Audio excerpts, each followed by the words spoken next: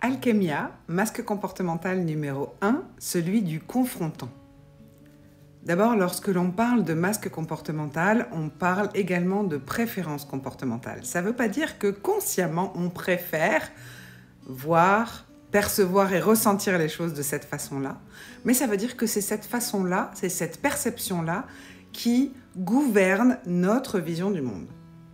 Donc, si par exemple, et ce quel que soit le cas de figure, tu as systématiquement le sentiment de vivre quelque chose de profondément injuste, il est fort probable que tu te comportes avec le masque comportemental du confrontant, celui qui va au front, qui va à la bagarre, pas forcément le premier à monter sur le ring, mais qui n'aura pas froid aux yeux et qui fera face aux choses. Il est donc possible que les autres, ton environnement, ton entourage, tes proches, te perçoivent comme quelqu'un peut-être d'arrogant ou d'agressif. Or, eux ont une perception de toi et toi, c'est ta perception du monde qui déclenche ce genre de comportement, puisque ici, on va parler de déclencheur émotionnel et le déclencheur ici, ce sera le sentiment d'injustice.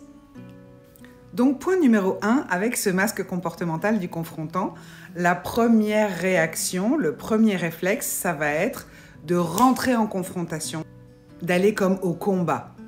Deuxième point, avec ce masque comportemental, tant que nous ne sommes pas conscients de nos déclencheurs émotionnels, donc les déclencheurs du fait de revêtir nos masques, eh bien nous allons systématiquement être en réaction et celle du confrontant, c'est d'aller au conflit, c'est d'être dans une forme d'agressivité.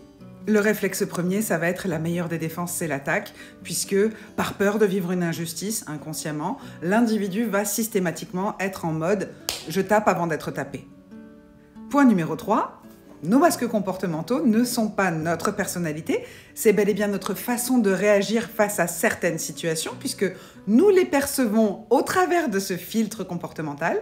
C'est tout à fait rémédiable. Il suffit, en 1, d'en prendre conscience, en 2, de voir où est-ce que le contexte le demande et où est-ce que le contexte ne le demande pas, est-ce utile ou pas. Et en 3, lorsque le contexte ne le demande pas, de choisir à, j'ai envie de dire, arborer ou revêtir un autre type de comportement, un autre type de réaction pour améliorer les relations interpersonnelles.